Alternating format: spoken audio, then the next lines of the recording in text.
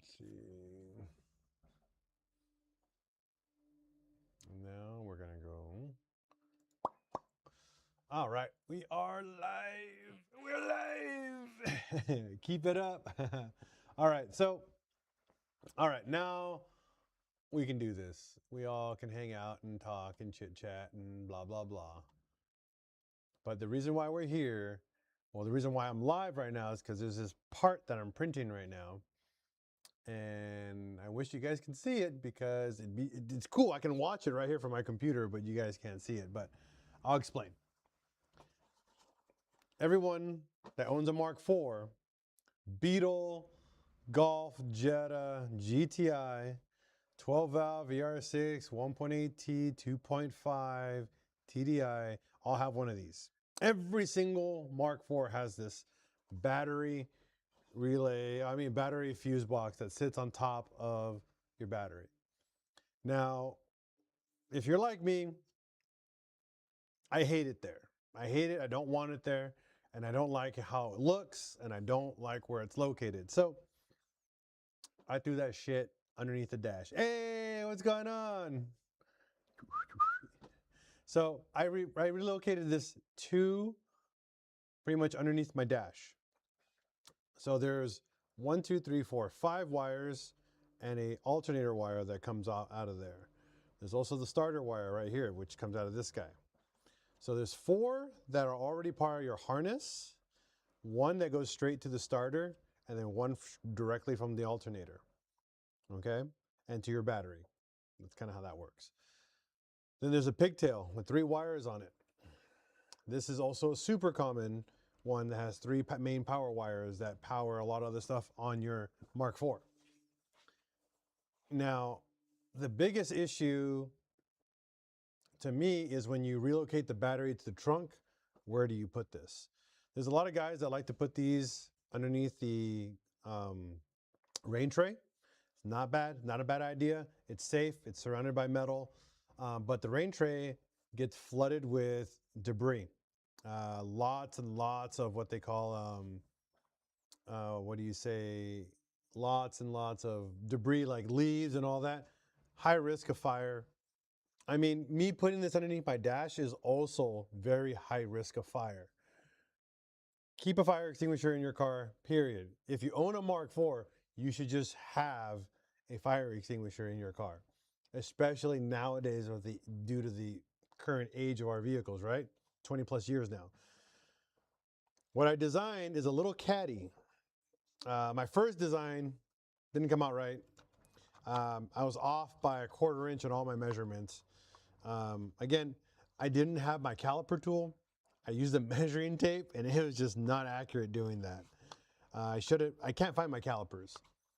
Hey buddy, curious, do you still build engines for people? Yes, I do, for that 337. Just not yet, but I do.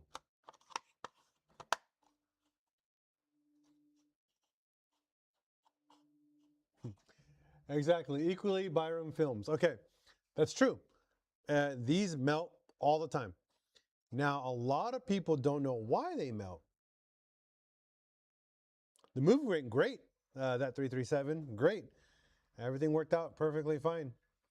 And again, I do still build motors. So the reason why these melt, and a lot of people don't know why these melt, the primary ones that melt on these guys are the fan, okay? The fan module. So if you actually follow these go straight to a fan module right underneath your frame rail. And that fan relay module goes into the actual fans. Those are, how do you say, prone to getting wet all the time, harsh weather, and they rust and they corrode and they start rotting and they start shorting, okay? All right, there you go, Max. What's up, Max? Now I know who you are. So these are super prone to melting because of that fan controller, because the fan controller always gets wet and always shorts out. The other one that tends to fail, and people don't do this, the alternator wire that comes out of here and goes straight to the alternator. It's a straight power connector. From here, straight to the alternator. And the reason why those love to short and cause damage is because that cable, even though it's super insulated, bends a lot. And over time, they create a short. They get the rubber or the shielding gets corroded, starts to crack, and likes to touch ground everywhere. It's a live wire 24/7. So it's going to short and it's going to melt this bad boy. Super, super common. All my wires are replaced in my car, so I'm not concerned for that. The only thing I'm concerned for is my fan relay. Good thing I have like 6 of them. Probably just going to pop in a new one in there, so no big deal. But what I had to do to modify this, if you guys look up close, see here? I shaved down the actual tray terminals right here, and I'll show you what I ended up using.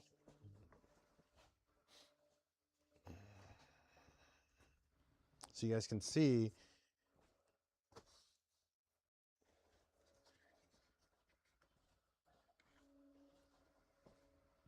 what we did.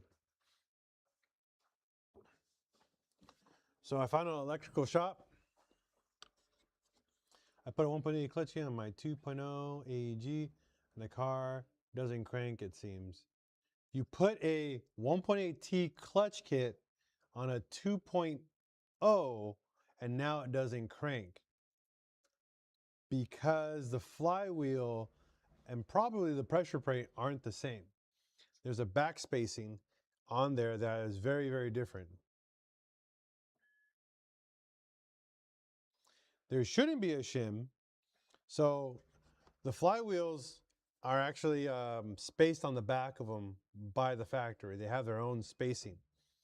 So it's kind of like, assume a wheel. So the offset of the flywheel is different.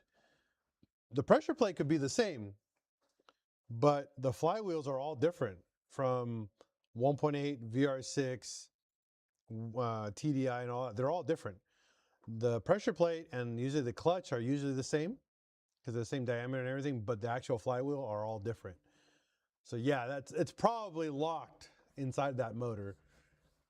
So there's your answer for that one. Yeah, you need the flywheel for that engine. So I don't know why you went to a 1.8T to put it in a 2.0. I don't know. Yeah, 12 valve and 24 valve VR6s, 100% different flywheel too. That is correct. However, the 12 valve from different years are the same. So like the AAA 12 valve, the AFP 12 valve, I believe the other 12 valve that came in the earlier Mark IIIs are all the same. All it did difference on those guys is they changed the gasket. The head gasket was changed throughout the lifespan of the generation. All right, so back. So I found a cool electrical shop, and I found these little crimps here. These are for high output, high ampage, and these are 6 gauge. These fit our fuse terminals perfectly, if you guys can see, just like that. Beautiful. So these were $1 or no, $3 each. And I was like, I don't care. $3 made these fit perfect on here. So I got a perfect connection. I can still use the factory nuts. I can use this box. Hey, what's up, Tiny? Este way. So we ended up doing it that way. So we ended up fixing that and improving, obviously, the connection here. So that was fixed. Next, underneath your dash of the Mark IV, there's a really nice spot, like right in front of your relays, to mount this. So I ended up designing a little bracket to mount this guy right underneath your dash perfectly. Here's prototype number 1 that completely failed. Again, I used the measuring tape to measure this. Dumbest way to measure this thing, but that's all I had. I can't find my calipers. They're in a box somewhere. But version 1.0, as you can see, is a very generic model. We pretty much made a little bracket. I had to drill holes here and then figure out how to line up these holes correctly for the hardware to mount here. But inside here, this is where this little fuse box will fall into. And there's a bracket that runs alongside your steering column right here, or technically right here. So if you see your steering wheel, there's a bracket on the left-hand side that goes down at a 45-degree angle. Okay, that's where this is designed to line up with that. And we're going to clean this up. Once we actually get all the proper measurements and the final product going, you guys will see like the final. But my goal is to make it as janky as possible and make it work, and then we build from there. And now that we have that, this guy, the fuse terminal sits inside this guy, kind of like that. That's the whole point of the design. As you can see, it's the wrong size, it's completely the wrong size, and it's not fitting correctly here because I forgot to add the notch that goes right here. Whoopsie, no problem. I'm printing another one out. It's almost done. I got like what, 20 minutes? Yeah, 20 minutes, and then I can test fit the next one. That's the whole point of this. That's the whole point of 3D printing. Is, you know, you fail and redesign, fail and redesign until you get it right. And I also I used a lot less plastic. I cut this back plate in half because I don't really need the entire plate. I just kind of use the dimensions of this to start my design process. But that's how this works. And this little caddy goes right there on that rail and it mounts.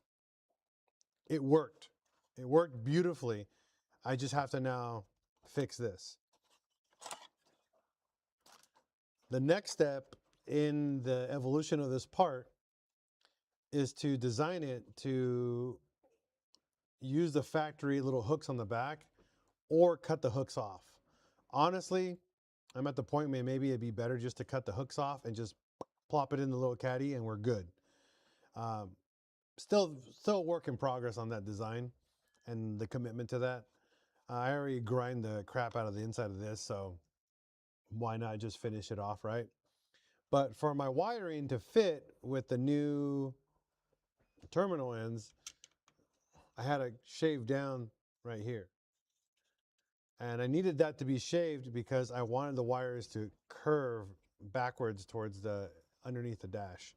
It looks really good underneath the dash, and it looks factory. I actually like the way it looks underneath the dash, and it looks very well done. So I'm very happy with this design and my mock-up. Once this is done, if you guys are liking this, I will either put it up for sale. If you guys want to have your own little battery relocation kit. We're also going to be making, I got the rest of my tools in. I found the rest of my tools. I'm going to be making AN lines for everyone. So if you guys want catch cans, I'm going to be making AN catch can hoses. I will be selling those. They will be designed to be mounted in 2 locations, and then I'll offer 2 different lengths for those locations. They're going to be designed and cut to fit based off of my car design and my catch can design, so you guys can have the similar setup. We'll offer a vent to atmosphere option or a recirculation option. So be ready for that too for your Mark IV. People who make catch cans online and sell catch cans, they make the universal ones. They work, but they don't work for our applications on Mark IV. So you end up having these janky, ugly rubber hose that doesn't look appropriate. And you have these barb fitting things that don't fit right and the angles, and they kink a lot, and just really cheap material. I got nice black steel braided nylon, and I also got just classic, silver steel braided lines, so we can do the catch can lines. And I'll give you guys 2 sizes. I'll give you AN10 and AN8. Most universal, like Amazon or eBay catch cans, are usually those 2 sizes, AN8 and AN10. And they'll be designed based around the most common, cheap, like $30, $50 catch cans you can buy online, but with proper lines to fit on there. Just so you guys know. I'm not going to be making catch cans. There's already 1,000 gajillion ones out there. It's just the lines aren't done right on any of them for a Mark IV. I'm going to get them done right for you guys so you guys can have your own catch cans. Cheap catch cans, and then you get cheap lines. It's a win-win for everyone. On the online store,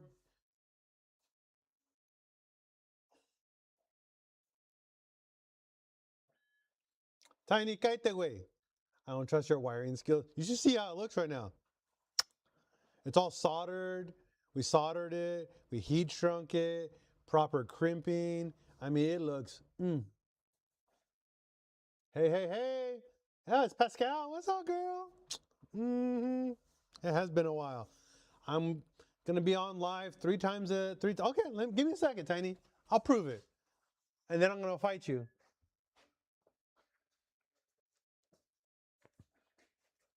Stay away. Here we go, Tiny.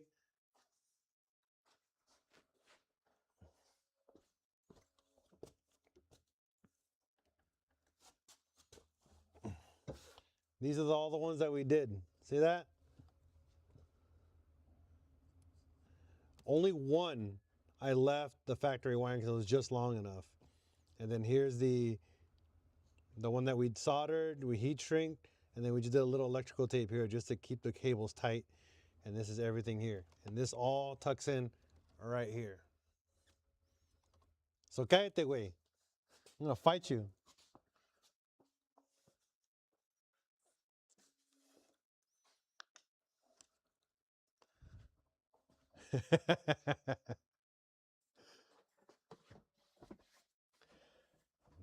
Oh, and for those on Instagram or TikTok, sorry you can't watch what I just showed everybody there. That's all on YouTube. So I recommend going on over to YouTube and watching the live stream because you get a better interaction, you get better footage. I'm just here to have conversation with everyone.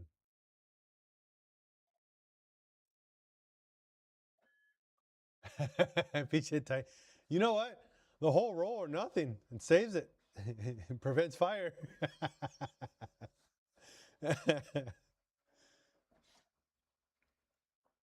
But we're almost done. The 3D print's almost done. So, but yeah, it came out beautiful. And the next step is I'm going to be pulling that 0 gauge wire.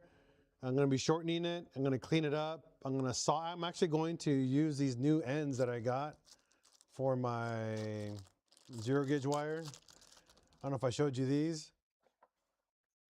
These are dope. If you don't know, then you don't know. But if you do know, hey, Mendy, what's up, fool? Woo! These are dope. If you're into car audio, these are a true lifesaver for installing wire.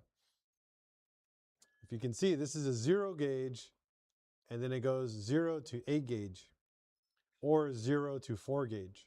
It's up to you on how you want to use it, but it is designed to go, it's a step down.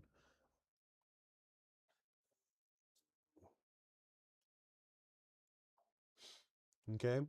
And what's cool about this, it's a solid piece of metal. You put your 0 gauge in here, and then we're going to crimp it down with the screw, and we're going to heat shrink this. Once this is heat shrunk, it ain't coming off. That's it. And then we'll use this, we'll have this little piece of metal exposed to the amp, and it just pushes in, you tighten it down, you're done. One of the best ways to pretty much wire an amp without causing any type of shorts.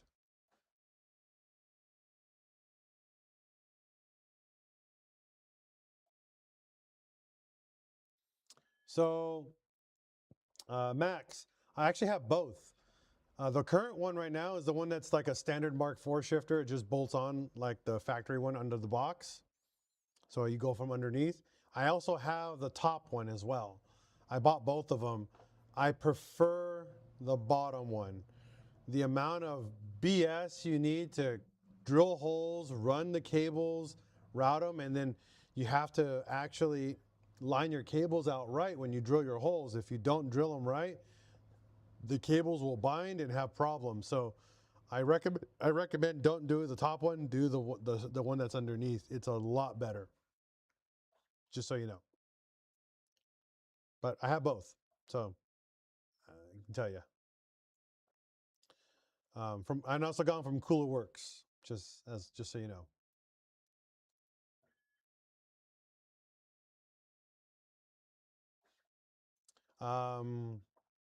Yeah, I mean, bank cables. I mean, they're a dime a dozen. You can buy brand new ones online. They're not expensive, but if you do, just a heads up. replace the bushings on the ends. Like Tiny says, the Diesel Geek. I actually have a Audi TT short shifter in the transmission, and then I have that short shifter inside the car. My shifts have gone from factory, I think almost 70% reduction. I have maybe 1 inch of travel between gears. It's like clunk, clunk, clunk. It's like nothing. It's perfect for the way I love to drive the car. My shifts are almost like just nothing. There's a it's nice. I would prefer the Diesel Geek because I have adjustment. You can definitely change the length of your throw with a Diesel Geek short shifter, but I went cheaper.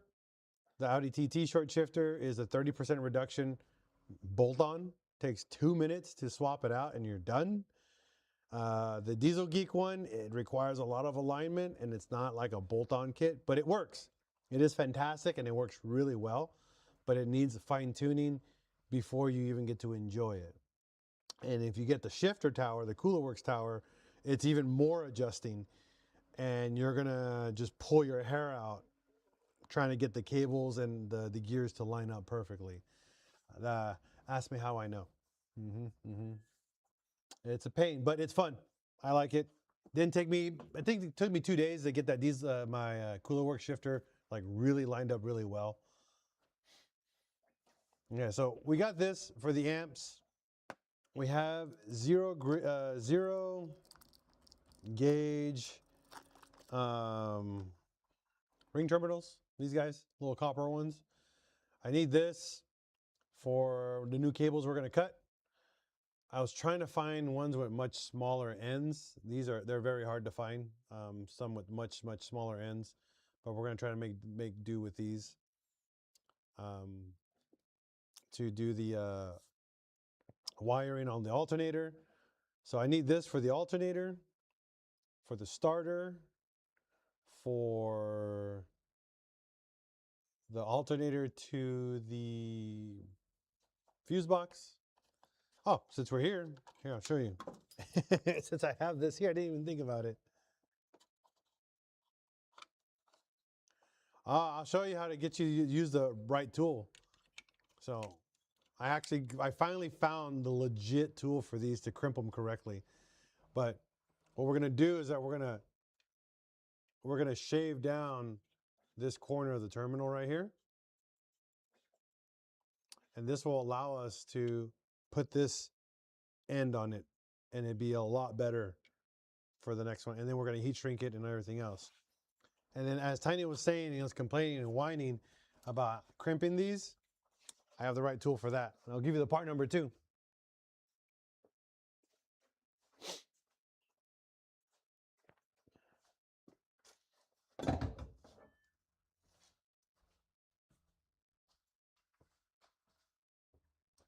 Este way. This is the tool you need to crimp these mofos. 20 bucks. Part number HX50B. HX50B from whatever this brand is. Sanuke. This right here. What I love about it, you'll see here, it has a gauge selector. So you pick out your gauge.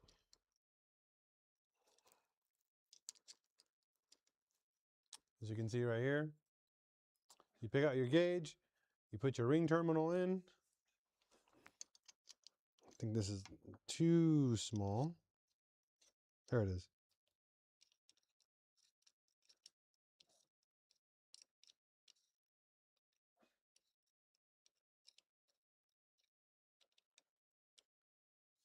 No, that's not the right one.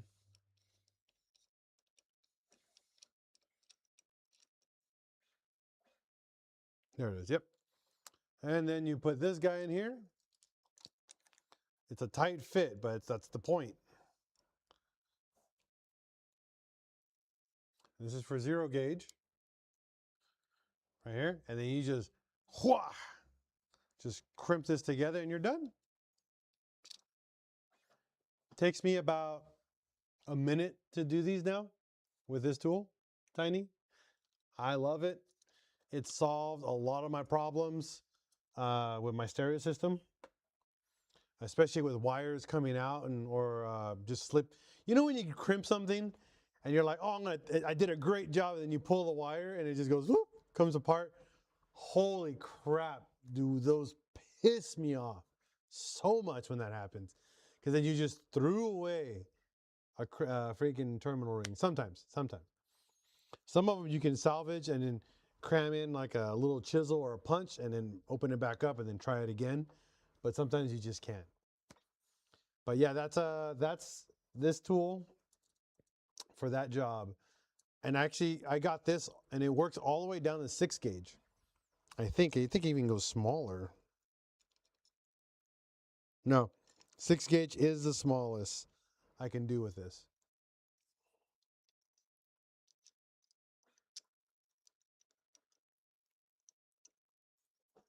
Yeah, the smallest you can do with this is 6 gauge wiring or 6 gauge terminal crimps.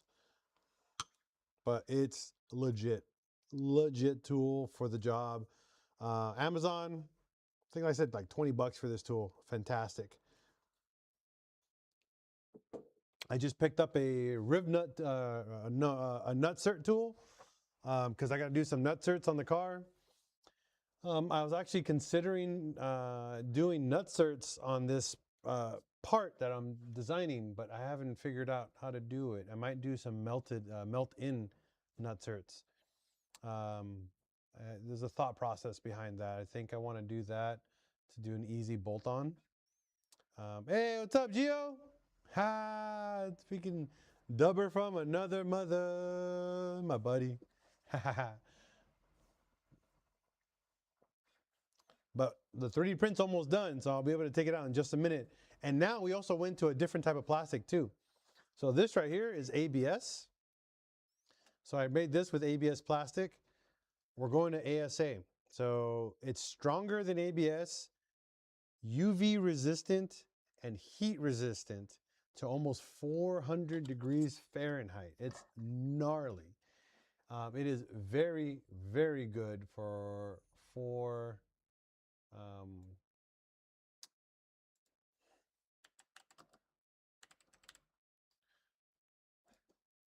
yeah, actually, no, not 400. I'm sorry, 221 degrees Fahrenheit, and it's sun resistant. So it doesn't like to melt. It just doesn't like to melt. It's a high heat plastic. So this is a ABS, still phenomenal for high temperatures, but ASA is what I'm going to be doing on these new parts that I'm for this carrier for my new test prints. I do have carbon fiber, so I'm going to be printing a final version in carbon fiber. PETG is what it's called. So it's like kind of a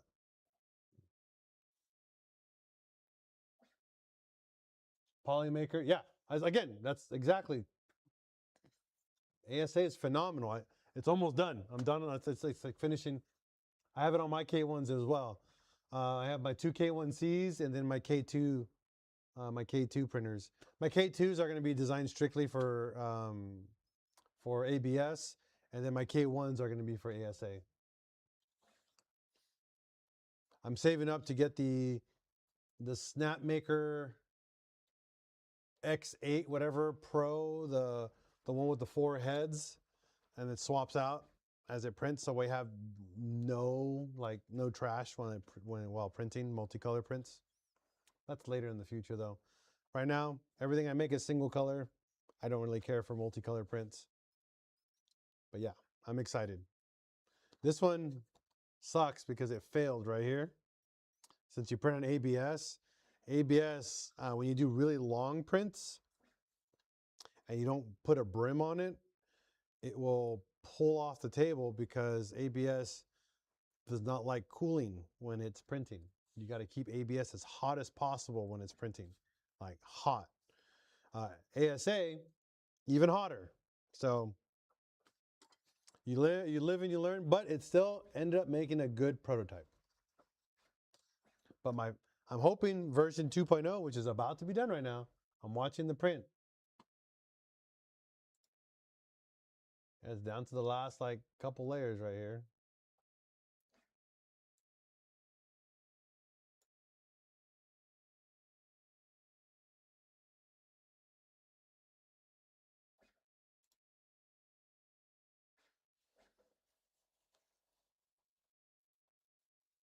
You guys have any other questions for me? Since we're here live, hanging out, chilling, what's going on? It's been a long time. I mean, I'm on here live, here chit-chatting.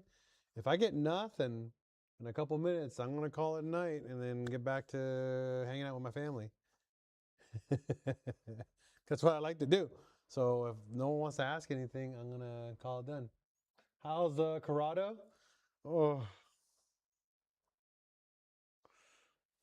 why do you have to like hurt me, Tiny? Seriously. Why do you, of all the people here, have to hurt me?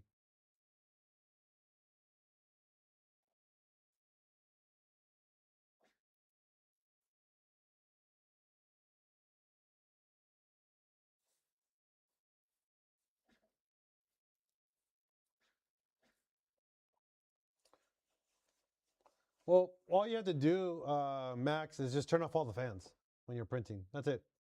Don't have any fans on, and it keeps them from warping. That's all I do. I just forget when I'm doing the the thing. It's just, yeah.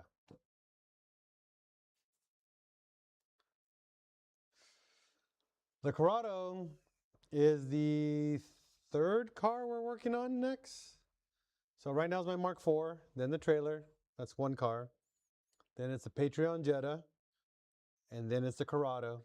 My wife's car, the Mark II, and then my bus diesel conversion is next. Will be number 6, and then the off-road VW bus. Because I bought another VW bus, I'm gonna be building an off-road VW bus, which will be number 7. Again, that's kind of the order, and then we're gonna try to give away the PincheAl Jetta and the Corrado. Well, we're going to give them away. We need people to keep watching the channel. The more people watching the channel, the more funds we get to get this going and get this out of here in my life. I don't want the cars anymore in my house. I want them gone.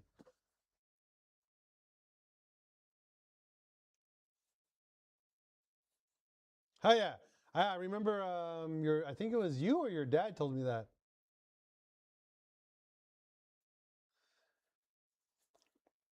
Yeah, yeah. They showed me a picture of your big ass box that showed up.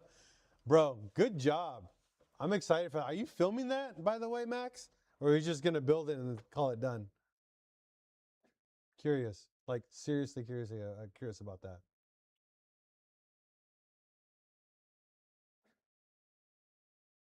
That's it though? You're just gonna post it on Instagram? That's it? You're not gonna show the process or anything?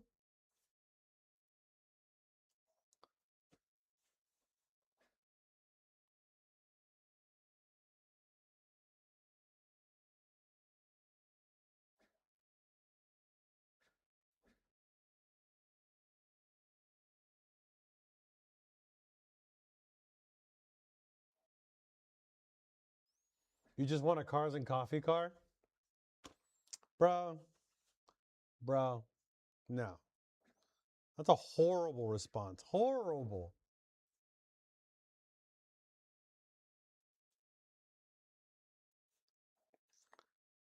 Why do you want a cars and coffee car? Build a car to drive the fuck out of it, man. That's the whole point. Ah, see, Tiny, the scene's dead in California. 100%. Out here in Dallas, like Dallas, Texas, and fucking Arkansas, bro, it is like the 1990s, like early to mid 1990s out here. Everyone's blasting big ass stereo systems. Right now, out here is more about trucks, right? So lifted trucks. But my favorite thing out here is a lot of the cars that are being built, cars, not trucks, cars are being built, but they're doing it just right. Like a lot of these guys like take their time building these cars, and I can't wait. Like it's dope. It's pretty dope.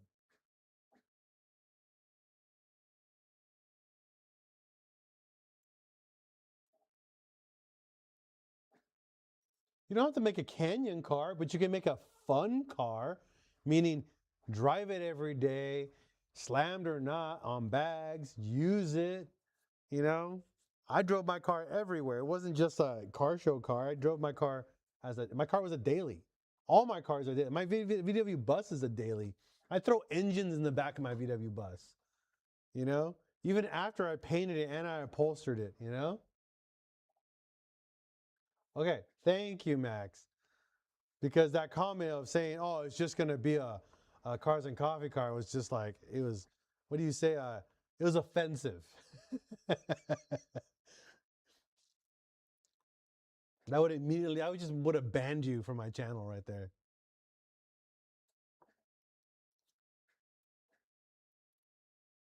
Oh yeah, Tiny, your Mark III was stupid low.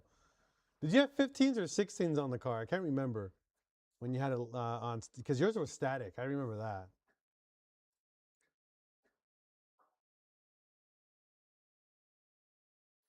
And remember, Tiny, you don't build a car for the scene. You build it for yourself. And because Call Me California doesn't let you own anything low anymore or loud or modified. It's hard, right? Yeah, 16s. Yep.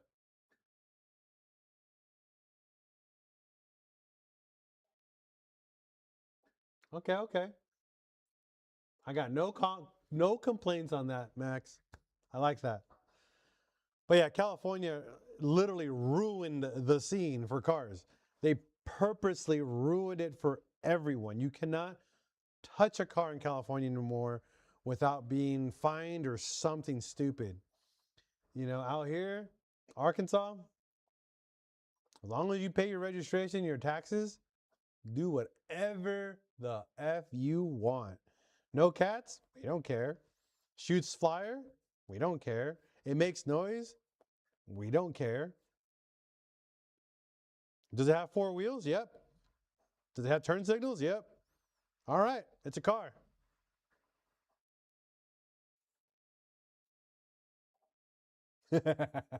This is the only car that I have that passes smog.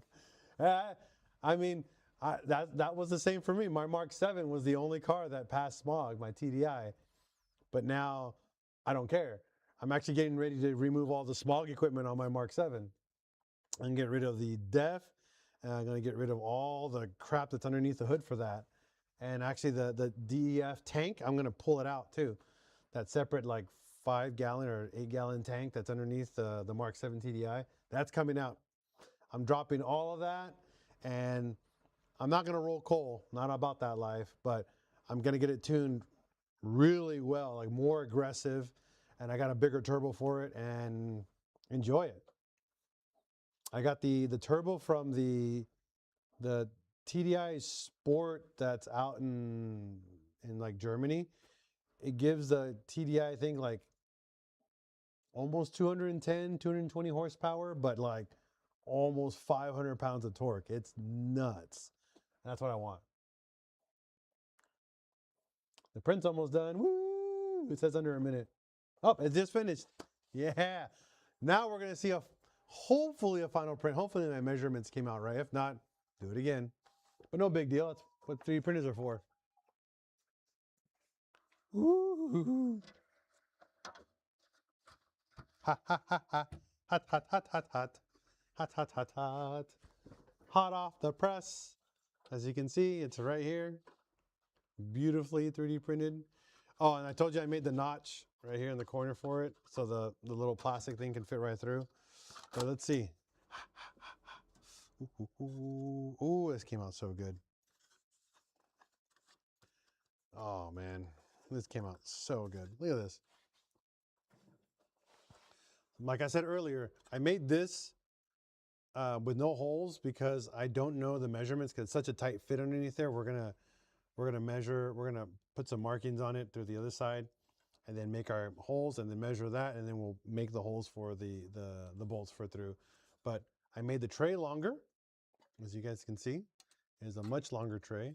I made this piece right here shorter, and we're gonna test fit. Hopefully it fits. If not, do it again. When I was looking for a project, it was either a stock VR MK4 to cut in half or a diesel MK1 to put a VR in it. I mean, yeah, you're not wrong.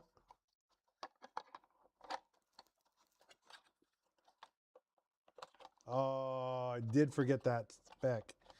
Ah, so close. It's okay. So the one measurement I forgot, it's my fault. I forgot to bring this further out this way.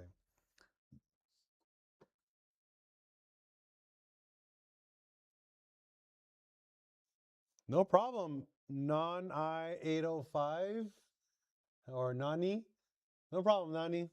That's what we're here for, right? Yeah, I'm active and I'm actually full-time. Full-time on doing this now. So you'll see a lot. Oh, you're going to see a lot of 12 valve. Noni. Okay, Noni. Hey, cool. Fuck. A little annoyed. So this was perfect. This measurement here was perfect. This one here going up and down, I needed to go like 5 more millimeters. Again, I don't have a caliper tool. I can't find it. That's why I'm super annoyed by it. But you can see, like, if I flip it around, if it's perfect. This measurement here is perfect. This is exactly what we wanted for it to sit here.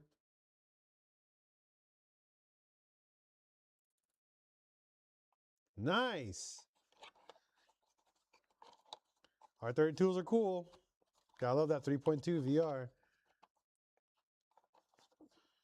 So what I'm gonna do next for the remodel, we're gonna shrink this a little bit more, just a little bit more, and then we're gonna make this a little bit thicker.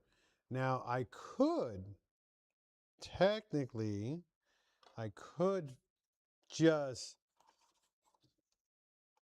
cut these ends off right here, these little 4-piece right here, this little corner, and it solved the problem. It'll be done, it'll be fixed. I wouldn't have to do this. But I want to do this because I want this to fit.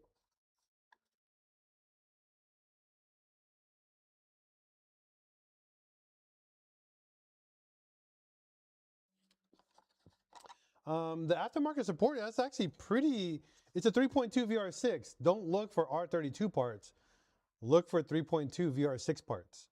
And then you'll be able to find stuff. Because the 3.2 VR6 came in an Audi. The Audi TTs, some of the A4s came with it. It came in the Passats. It came in I think, no, 3.6 was Porsche. So research, don't look for the Mark IV R32 stuff. Look for 3.2 VR6 stuff that came in other cars because they're identical. All right. So hopefully that helps you, Noni.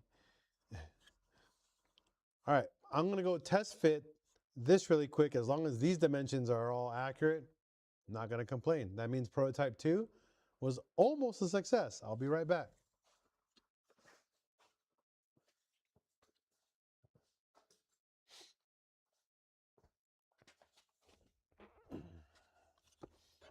Do, do, do, do, do. Oh, shit. That's so dope. Okay. I have to show you guys. Okay. Sorry on YouTube. I mean, sorry everybody else, but YouTube needs to see this. That came out dope. It's actually perfect fitment. Oh man. I'm excited. Look at this. Hopefully you guys can see that, but I'm not even holding it and it's already in here like beautifully. The rail that sits right here on the right, it's holding it in place, but it's not screwed on, but this is it. This is how it's supposed to sit. It looks so good right there, like not even kidding. And then we're gonna pretty much move it down just a tad so it folds a little straight like this, and you're gonna be able to bolt it on.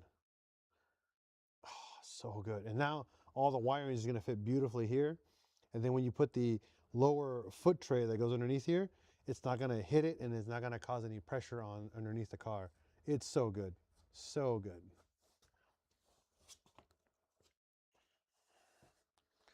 Not even mad. Sorry about everybody else on Instagram and TikTok. You missed that out. Good night, good night.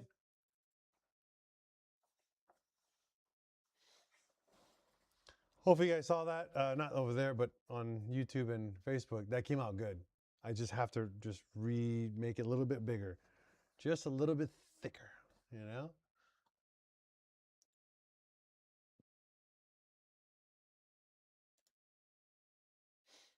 I'll show you guys my model. Let's see if I can show it here. Yeah.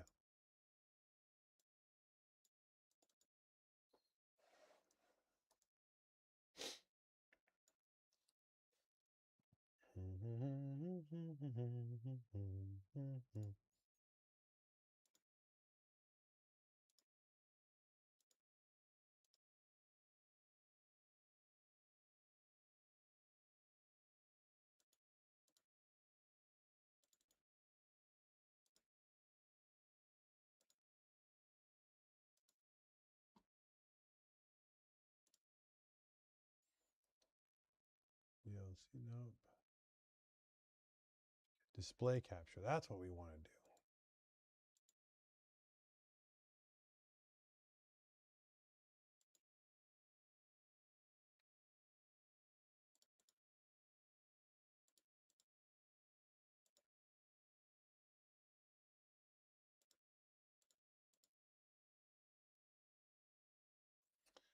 My MSI monitor.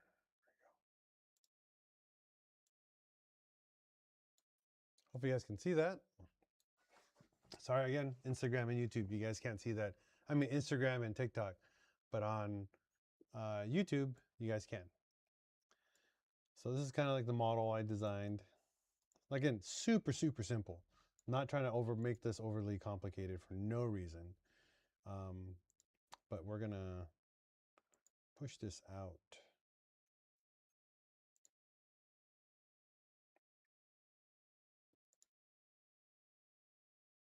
By 5 millimeters. Actually, no. I gotta go out. Yeah, 5 millimeters. I go 6 actually. Oop, wrong way.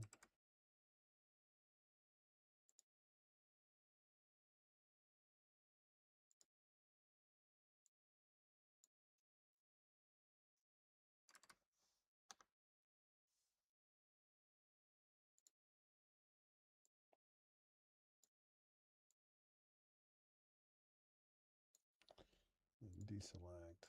Move this guy back.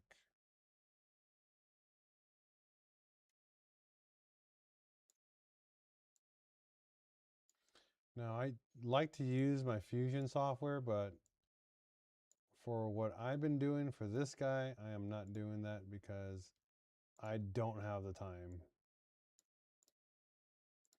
I got to make stuff simple and pretty much to the point, you know?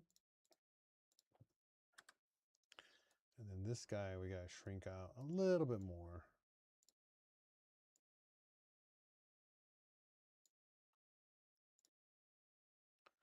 Not too much. But yeah, that's pretty much it. Same exact thing, just a little bit, about 5 millimeters thicker.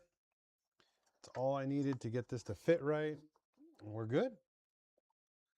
That should solve the problem. Version 3.0 coming up. See if this works. If it does, problem solved, and then we're gonna do the rest.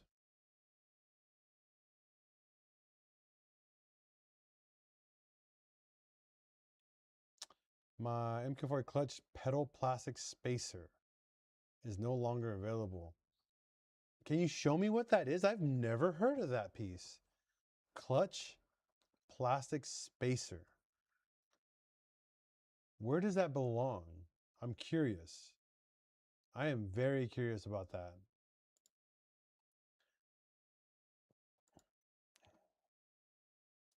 I've never heard of that part before.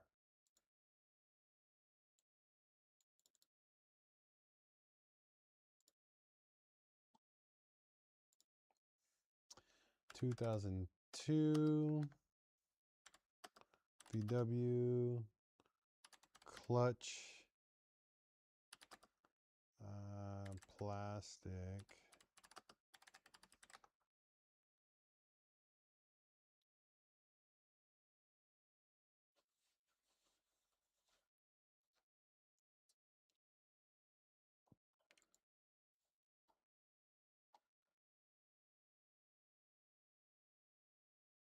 Is it this right here?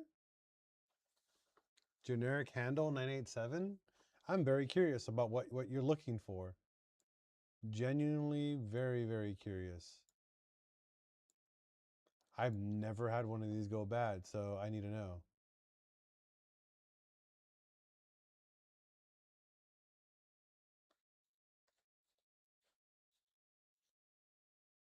It's behind the clutch pedal. It's like a small alignment piece. The master cylinder rod. I need a picture. Does any of these look like it? I'm very curious.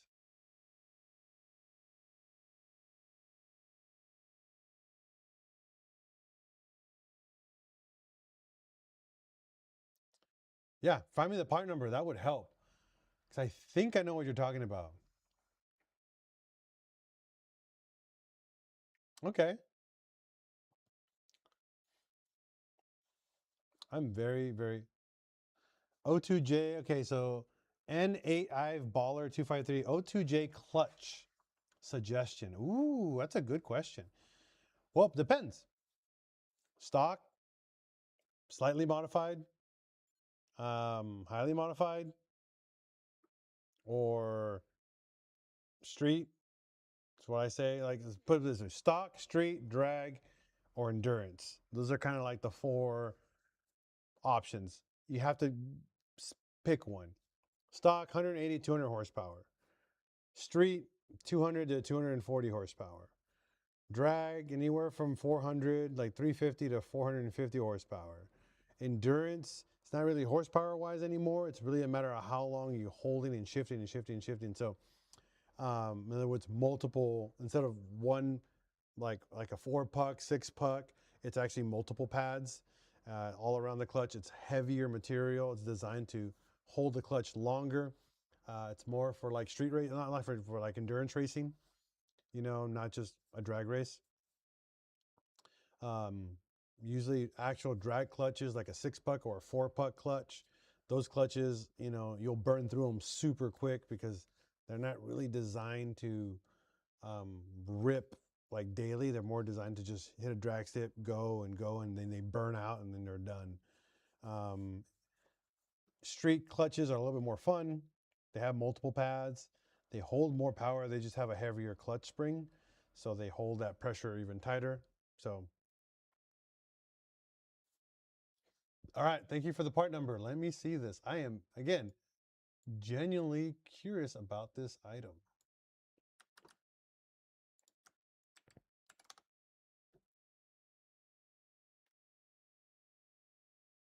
So this right here,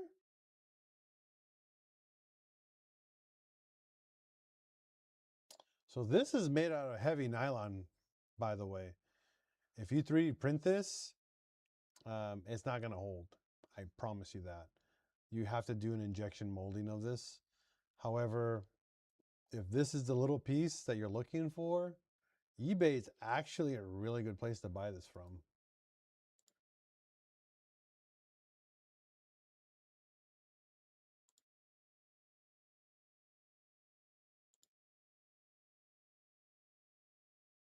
Because, yeah, someone has it on Thingiverse. Right here.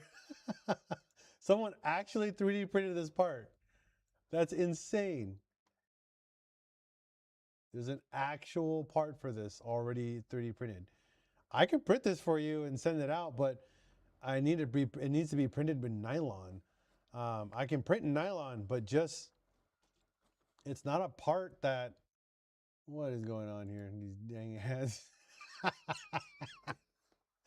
Oh, geez. And I just rebuilt this PC and I'm getting already freaking dirty ass ads. And this is coming from Thingiverse. Holy crap.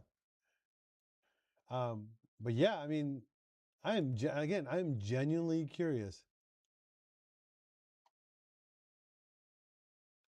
I wouldn't do PETG. I would not. I would either do nylon because it needs to be a smooth material. It has to be a smooth material for it to really like work and work well. So here it is. Whoever, I mean, they did a really good job designing it. Elliot, Elliot modeled this. All I gotta say is, it cannot be ABS because ABS, when you print ABS, has really rough textures. Also, N8 Ive Baller. You said street. So if you're gonna do street, just do a stage 1 or stage 2 clutch from either South Bend. I like South Bend. I love Clutch Masters. Are kind of like the two brands I recommend most of the time. If you can find a, oh geez, what's the name of that brand? I forgot the name of the brand. A Valero. Valero makes a really good street clutch, but you have to make sure the part numbers match. There's actually quite a few of them. So hopefully that helps. But yeah, man, I've never seen one of these fail. Never. And I've worked on a lot of Mark IVs. And yeah, man, I don't know what to tell you. I would do nylon. Honestly, a nylon would be the best option for that.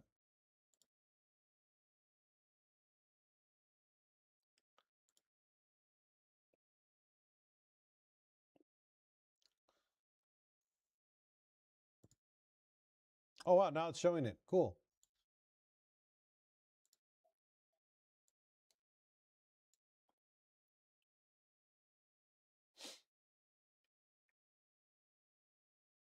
I was trying to get this to show on here, but it was not showing. It's so weird.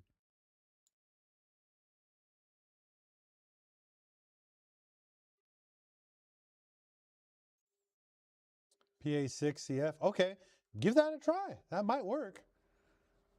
That's actually good material. So I'm going to put my board back in, and we're going to give a final print. I extended the part like I wanted to pretty much support the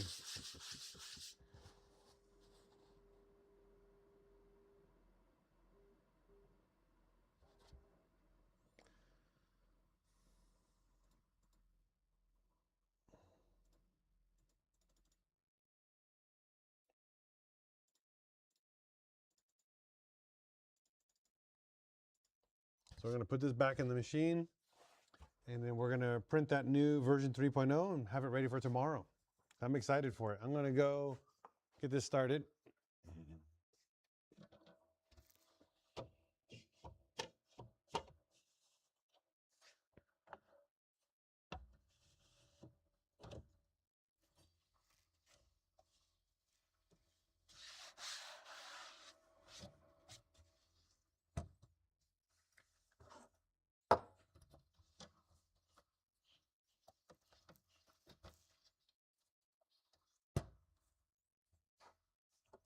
God dang it. I just found my caliper tool.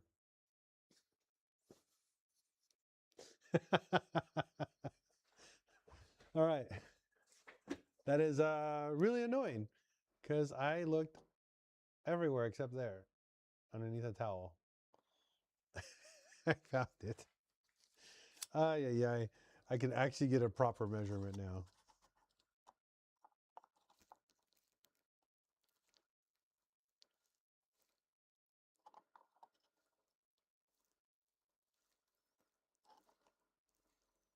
$46 mil. Jeez.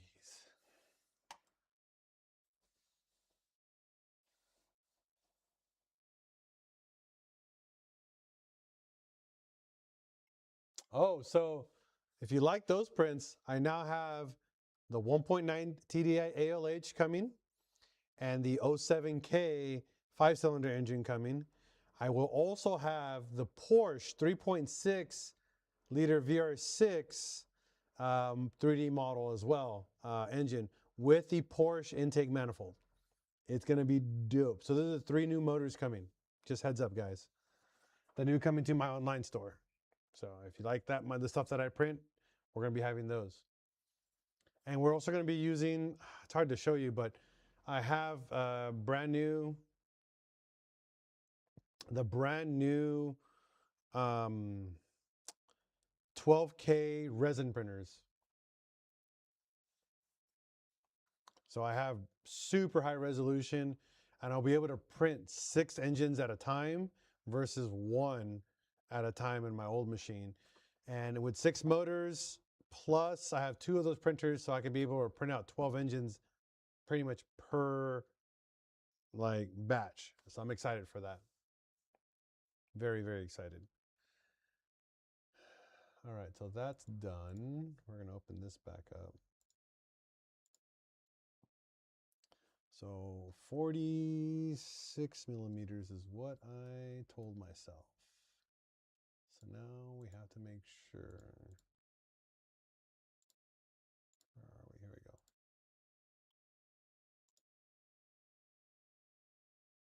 47. I'm okay with that. Yeah.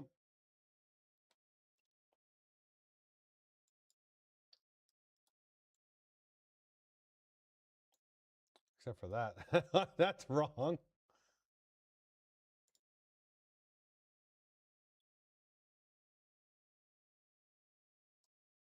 It's hard to tell where it's pointing. Right there, it's 51. So yeah.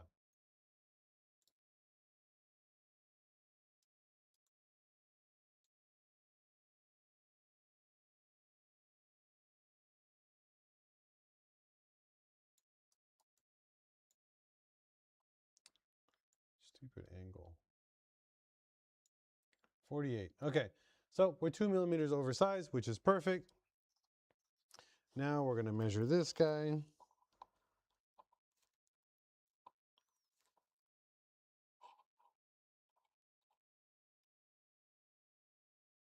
$39.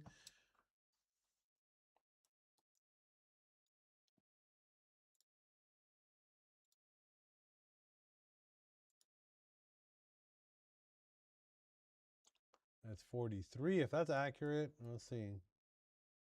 Yep, 43. More than, 42. More than enough space for that bad boy. So everything from here to here, forward and back, left and right. We're going to double confirm now our left and right dimensions.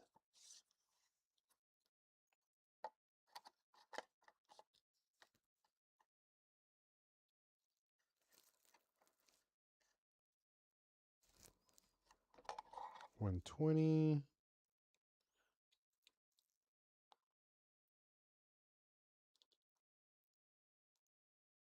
125. We'll do 130 to confirm that. Again, I'm oversizing everything. I'd rather be oversized than the wrong size, I guess. 134. Yeah, I'm 4 millimeters over. Perfect. So everything is about 2 to 4 millimeters over everything on spec. So this is actually now good to go. You see these little blue things right here in the bottom? Those are my little reinforcements that I made for it. It made the plastic not bend so much on the edges.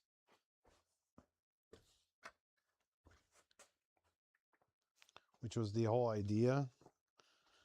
Because I wanted to be structurally strong on the edges here. Whenever you play with plastic, turn up the gain. You want me to turn up the gain more? How about this? Is that better? Is that too quiet for you? Or is that better?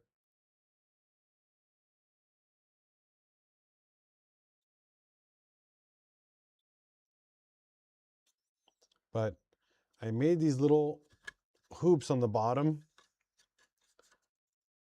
That's maxed out. I don't want to, maybe it's where my mic is pointed. I don't know. Let's see.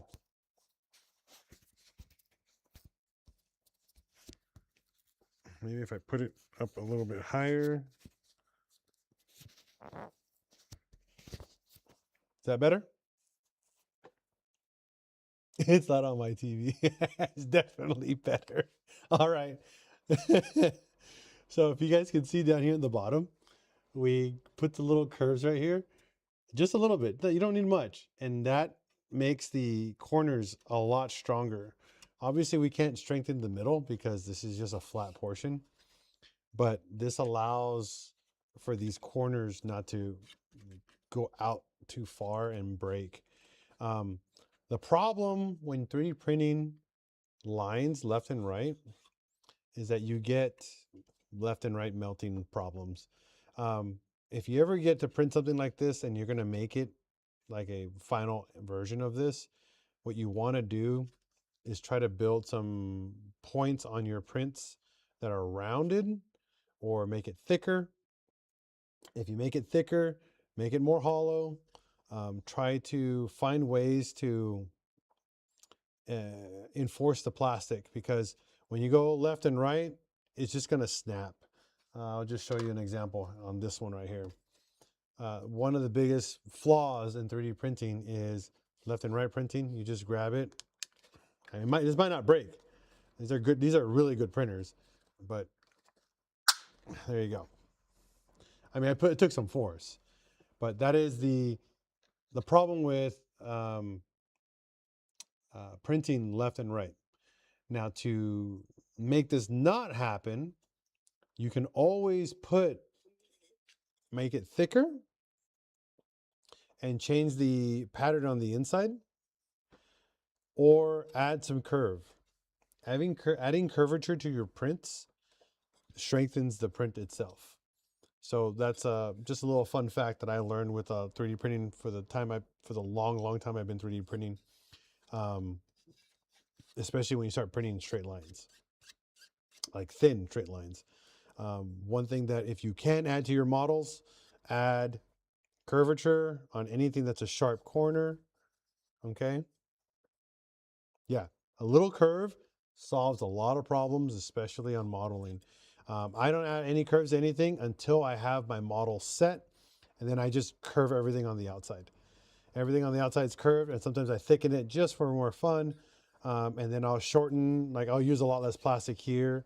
When this gets finished, I'm probably gonna, once I have all the measurements done correctly here, most of this is probably gonna be deleted, and this is probably gonna be thickened a bit more, just for better support. But yeah, whenever you model, curve it whenever you can. It is multitude of beneficials. And if you can, add supports. If you can add a support, like say a little brim, a little bar to go forward and back to make things stronger, do it. If there's a spot for something to reinforce something, do it. It will always make your model so much stronger. As you can see, like, I snapped it. But this is ABS. This took some actual force. I mean, I'm not weak. I'm pretty strong. So ASA, I'm going to break this one because this is unfortunately is not going to be, this is not a final product, but I'm going to break this one just for proof. All right. So you grab it. I'm going to grab it again, left and right, forward, up. We're just going to snap this. Shit. I'm not even kidding. I can actually break that. Son of a biscuit. There we go. Freaking A. Okay, so snap. It finally snapped. How to use two hands to break that. That's strong. Not lying, that's actually very, very strong. One thing that I love about printing with this material, it doesn't break, it bends. The only reason why it cracked is because I went along the lines, right?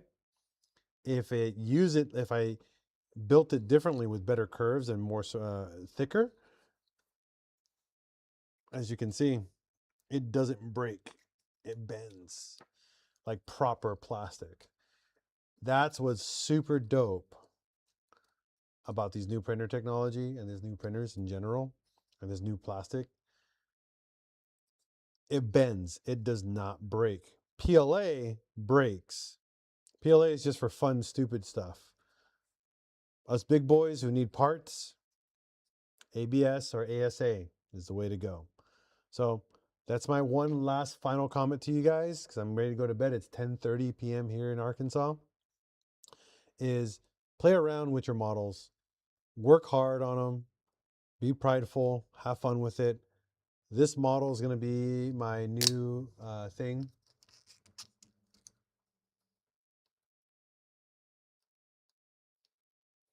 So for that, I am going to be doing molds. I'm actually going to be ordering and making my own molds. And I'm going to be making a bunch of cool, like I'm going to be making with the trash that I make or the trash that I have. What I'll do is the trash, I'm going to melt down, and then I'm going to just, when people place orders, if I have things made out of the trash, I'm just going to throw them in with your order. We'll just give away a random keychain or a VW skull or just a cool little VW bug model, because it's going to be like a hodgepodge of colors, and I'm just going to throw them in there. No reason to sell them. It's trash, and just give it away to people, you know, have fun, reuse, you know, and all the stuff that we make with all the trash that we have. Now, you can reuse ABS, like melt it down and reuse it in part of a mold, but be very careful, because to melt this down, it releases a lot of toxic fumes, and it's not safe for you to be. So do this in a well-ventilated area if you're going to melt this, okay? Just as a tip. All right, I am calling it a night. You guys have a wonderful night. Be safe. I'm going to print this right now because I am ready to go to bed, and I want this to be ready in the morning when I wake up. Version 3.0, and I'm hoping that this will be my final version.